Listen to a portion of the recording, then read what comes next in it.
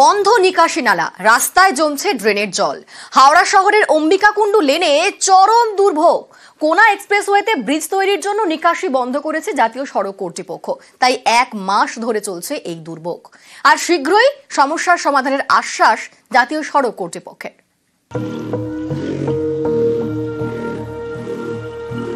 খটখটে রোদ, ভারী বৃষ্টি হয়নি, কিন্তু রাস্তায় জল জমে রয়েছে। জল পেরিয়েই চলছে যাতায়াত। জলযন্ত্রণার এই ছবি হাওড়া শহরের। এখানকার অম্বিকাকুণ্ডু লেনে জল জমে রয়েছে। ড্রেনের জল উপচে রাস্তায় উঠে এসেছে। নোংরা জল পেরিয়ে চলছে যাতায়াত। স্থানীয়দের দাবি, 1 মাস ধরে এই দুর্ভোগ চলছে। এর জেরে নানান রোগও হচ্ছে।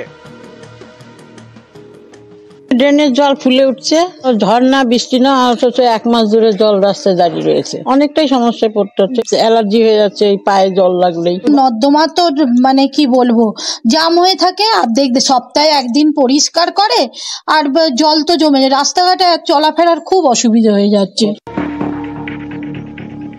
হাওড়া পুরসভার 48 নম্বর ওয়ার্ডে অম্বিকাকুণ্ডু লেন।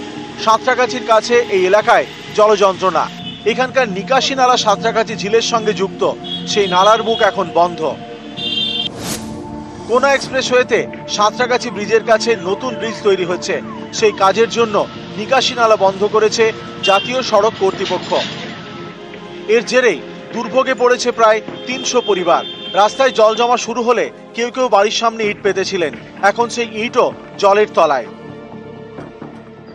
বাড়ির ড্রেনের জল পাস হচ্ছে না। 1 মাস ধরে এরকম হয়ে রয়েছে। আমাদের এই নোংরা জল পার করে সবাইকে যেতে হচ্ছে।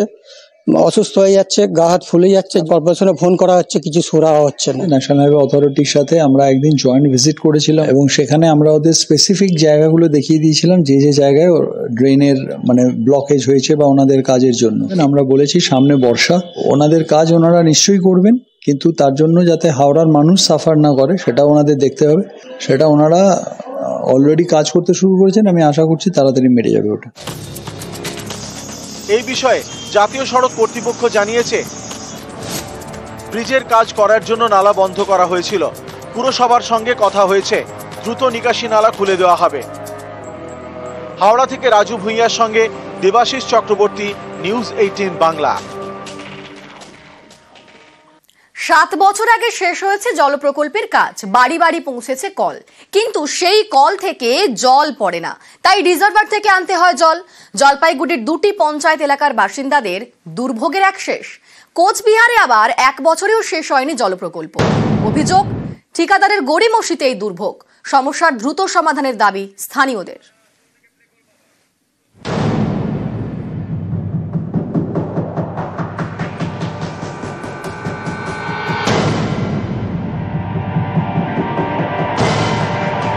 বাড়ির কল থেকে জল পড়ে না, তাই ভরসা রিজার্ভারের কল।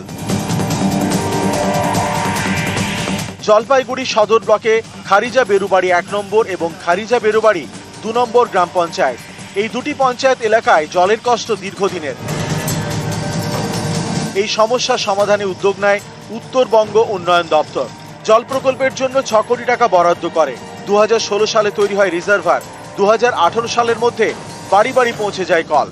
তারপর বেশ কয়েক বছর পর কল থেকে আর জল পড়ে না। তাই বাসিন্দাদের জল আনতে হয় রিজার্ভার থেকে কয়েক কিলোমিটার হেঁটে। আমাদের বাড়ি এখান থেকে 1 কিলোমিটার দূরে। আমরা খুব কষ্ট করে এখানে মহিলা মানুষ এখান থেকে আসে, জল নেই। প্রধান পঞ্চায়েত সবাইকে জানানো হয়েছে, খুবই অসুবিধা হয়। যদি আমাদেরকে জল দেওয়ার ব্যবস্থা করে বাড়িতে, তাহলে খুবই ভালো হয়। আমরা চেষ্টা করছি, ইতিমধ্যে কথা হয়েছে ওই দপ্তরের সাথে। যে গ্রাম পঞ্চায়েতে এই বিষয়টা রয়েছে সেই দপ্তরের প্রধানের সাথে ইতিমধ্যে কথা হয়েছে, যাতে দ্রুততার সাথে এই বিষয়টা দেখা হয়। আমরা তার জন্য যা যা করার চেষ্টা করছি।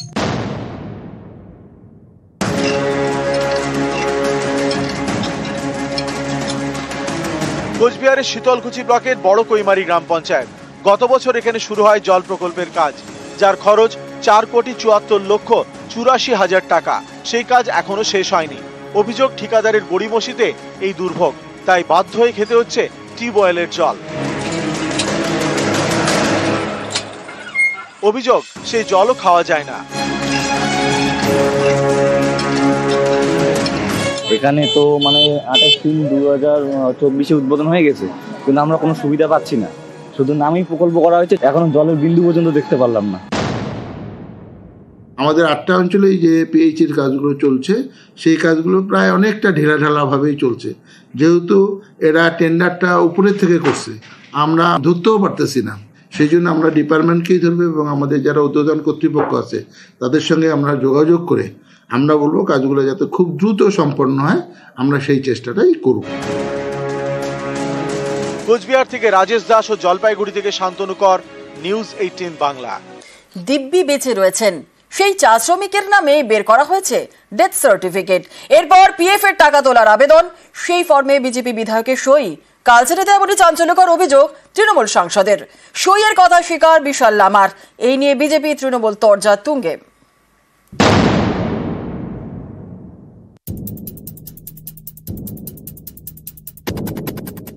আলিপুরদুয়ারের ডিমডিমার পর এবার কালচিনি, আবারও জীবিত চা শ্রমিকের নামে ভুয়ো ডেথ সার্টিফিকেট ইস্যু।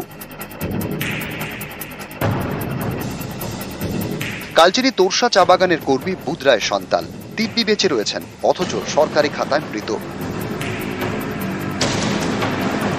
তৃণমূলের দাবি, সম্প্রতি সন্তানের ডেথ সার্টিফিকেট দেখিয়ে চা বাগানে পিএফ ক্লেম করা হয়, যে ফর্মে কালচিনির বিজেপি বিধায়ক বিশাল লামার সই। এ নিয়ে সুর চড়িয়েছে তৃণমূল। বুধরাই সন্তান, তিনি জীবিত আছেন, জীবিত লোককে মোরা বানাই দিয়েছে। সাইন করেছে কে? কালচিনি এমএলএ বিশাল লামা, বিজেপির এমএলএ। এই কাজের জন্য কিন্তু আমরা আন্দোলন করেছিলাম, দালাল চক্র বন্ধ হোক। আমি এভিডেন্সের সাথে দেখাচ্ছি, চা বাগানে যত সার্টিফিকেট যেত লোককে মেরে দিয়েছে, আর এক একটা সার্টিফিকেটের জন্য এমএলএ 10,000 করে নেয়। আমরা যা পরিবার থেকে আসে আমরা ইয়ে করিয়ে দিই সার্টিফিকেট। হ্যাঁ, আমরা জন প্রতিনিধি, আমাদেরকে যে কোনো করতেই হবে, লোক আসবে করতে হবে, কিন্তু এটা যাচানোর যে দায়িত্ব কারা এই সার্টিফিকেট ইস্যু করছে তাদের, তো তারা কেন করছে না? এই আজকে এই শুধু না, অনেক এই চক্রান্ত চলছে পুরো গোটা ডুয়ার্সে। ওনাদের যে জিপিরা আছে ওরা যে এরকম যে করতেছে, এদেরকে কেন ধরতেছে না? বুধরায় সন্তানের বাড়ি আলিপুরদুয়ারের কালচিনিতে। তার ডেথ সার্টিফিকেট ইস্যু হয়েছে জলপাইগুড়ির মালবাজার পুরসভা থেকে। এই পুরসভা থেকে আগেও ভুয়ো ডেথ সার্টিফিকেট তৈরির অভিযোগ উঠেছে। এরকম তো আমরা পাইনি এখনো কোনো ইয়ে, আসলে পরে তো আমরা সেইভাবে রিপোর্ট করব। আপনার মিউনিসিপ্যালিটিতে এরকম বারবার অভিযোগ? ওটা আমাদের যে ছিল দায়িত্বে আর কি, ওনার ওখান থেকে ওনার এন্ড থেকে এটা হয়েছে। তারপরে তো ওনার নাম আমরা এফআইআর সব করেছি আর কি, প্রসেনজিৎ দত্ত। তারপরে তো থানা ফানা সব আসলো, তারপরে ও যে গেল, তারপরে তো আর কোনো কেসই নেই। তো আমরা পুলিশকেও বলেছিলাম বিষয়টা দেখার জন্য। যদি কেউ এর মধ্যে যুক্ত থাকে, আমি বলে দিলাম, আমার দলের লোক বা বাইরের লোক যদি কোন কাজের সাথে যুক্ত থাকে, লিগাল অ্যাকশন হোক এবং প্রশাসনিক অ্যাকশন হোক, অ্যারেস্ট হোক, যদি কেউ থাকে। আলিপুরদুয়ারের বীরপাড়ায় ডিমডিমা চা বাগান, এখানকার কর্মী জয়পাল মাছুয়া। সম্প্রতি তার ভুয়ো ডেথ সার্টিফিকেট বের করা হয় বলে অভিযোগ। এ অভিযোগ, সেই সার্টিফিকেট দেখিয়ে জয়পালের পিএফ এর টাকা তোলার আবেদন করা হয়। জয়পালের পর এবার বুধরায় সন্তান, আবারও জীবিত ব্যক্তির ডেথ সার্টিফিকেট ইস্যু। সেই সার্টিফিকেটে পিএফ এর টাকা ক্লেমের অভিযোগ, জানিয়ে জোর শোরগোল। আলিপুরদুয়ার থেকে রাজকুমার কর্মকার, নিউজ 18 বাংলা।